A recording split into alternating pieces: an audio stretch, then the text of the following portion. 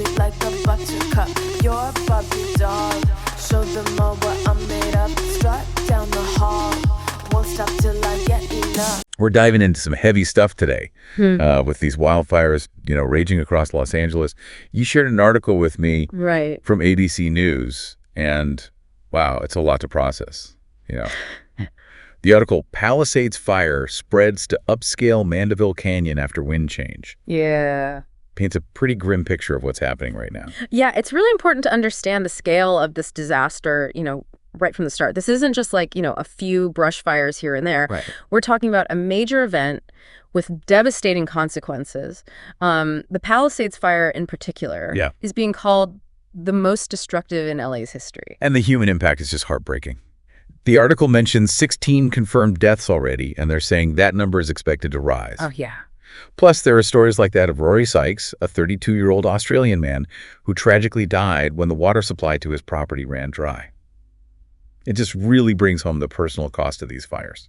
Absolutely. And beyond those individual tragedies, we're looking at massive evacuations, over 153,000 residents forced from their homes, another 166,000 on standby to evacuate, and a staggering 57,000 structures at risk. Wow. I mean, that's a huge portion of the city living with uncertainty and fear. It's hard to even grasp the magnitude of that. Yeah. Imagine the strain on resources, the disruption to daily life, the emotional toll on everyone involved. The article focused mainly on the Palisades Fire, which has already consumed over 8,900 hectares. Right. To put that in perspective, that's about 10 times the size of Central Park. Yeah, and it's still burning. The fire has now spread into Mandeville Canyon, an area known for its celebrity residents, and it's threatening to move into the densely populated Brentwood neighborhood. This unpredictable spread is what makes the situation so dangerous. Yeah, it's definitely a reminder that these disasters don't discriminate based on where you live or how much money you have. Right. But the Palisades Fire isn't the only one burning right now, right? That's right. The Eaton, Hearst, and Kenneth fires are also active, though thankfully they're not as widespread. Okay. The Eaton fire is about 7 times the size of Central Park. Why? And only 15% contained. The Hearst and Kenneth fires are much smaller, and thankfully mostly contained at 76% and 90% respectively. But containment doesn't mean the danger is over. Right. Firefighters are still battling hot spots and working to prevent flare-ups, especially with the wind conditions. The article called it a tinderbox situation and mentioned those fierce Santa Ana winds. Right. Can you explain why those winds are so critical in fueling these fires? Of course. The Santa Ana winds are a regional weather pattern that brings very dry air down from the Great Basin. Okay. This dry air, combined with low humidity and an abundance of dry vegetation, creates the perfect conditions for fires to ignite and spread rapidly.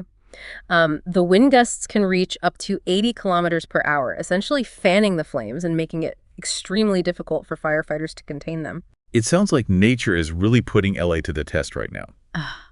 And as if those challenges weren't enough, the article also mentioned some controversies surrounding LA Fire Chief Kristen Crowley.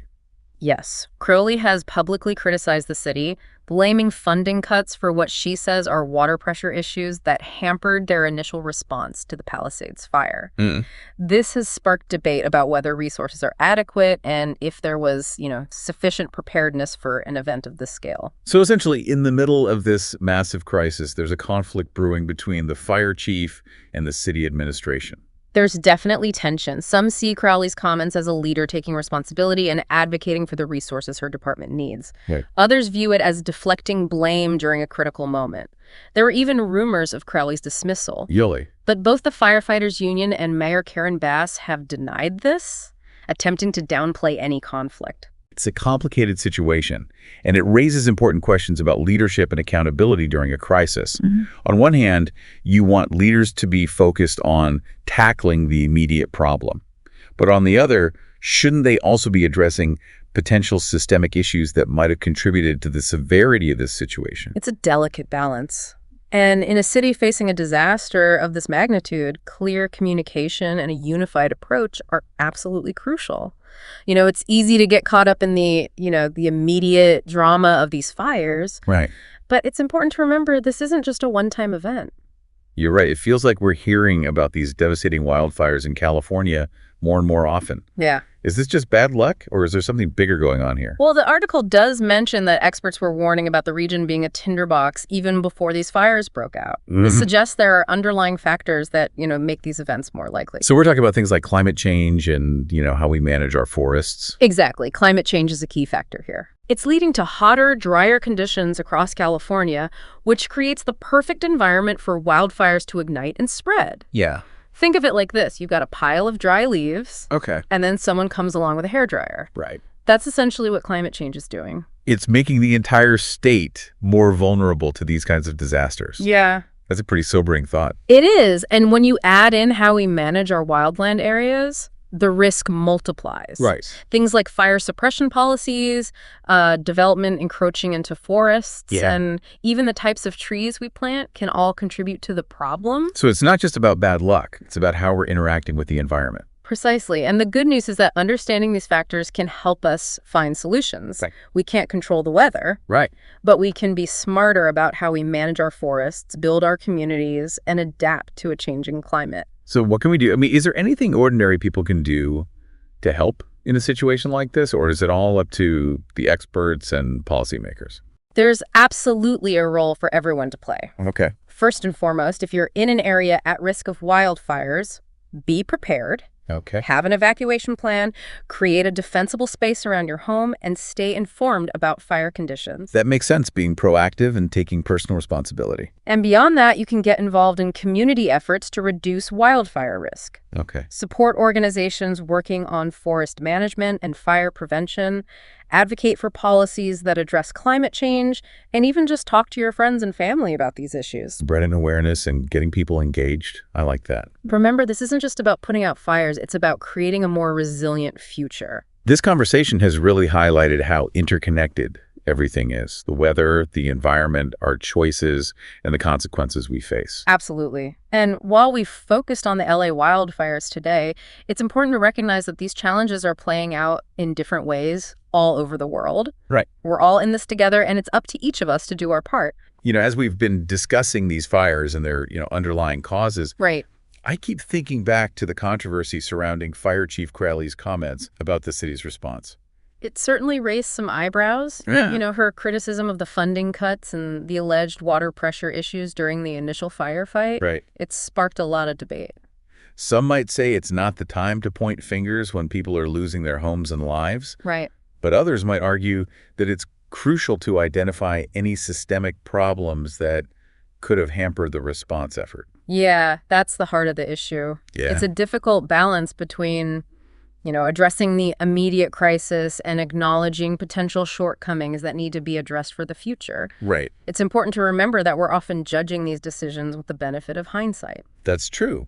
It's easy to armchair quarterback when we're not the ones facing those intense pressures in the heat of the moment. Right. But I think this situation does raise important questions about accountability and preparedness. Absolutely. It highlights the need for open and honest assessments after a disaster like this. Right. Were there any warning signs that were missed? Could certain resources or infrastructure improvements have made a difference?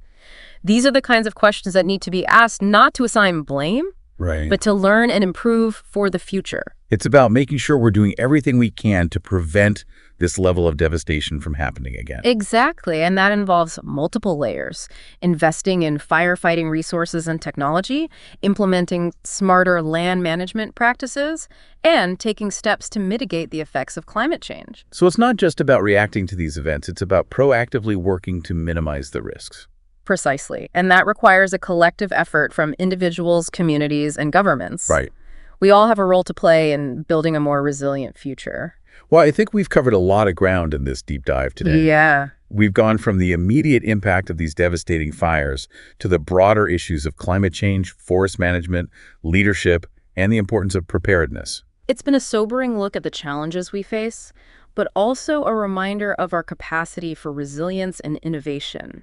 Right. The key is to channel this experience into meaningful action. And that's really what I hope our listeners take away from this deep dive. Yeah, It's easy to feel overwhelmed by the scale of these problems. of course. But remember, every step we take towards awareness, preparedness, and sustainable practices can make a difference. Absolutely. Thanks for joining us today on this deep dive into the LA wildfires. Thank you for having me. Stay safe and stay informed. Sound the alarm. I'm coming up. We'll have a ball. I'm sweet like a buttercup. You're Bobby doll. Show them all what I'm made of. Strut down the hall. Won't stop till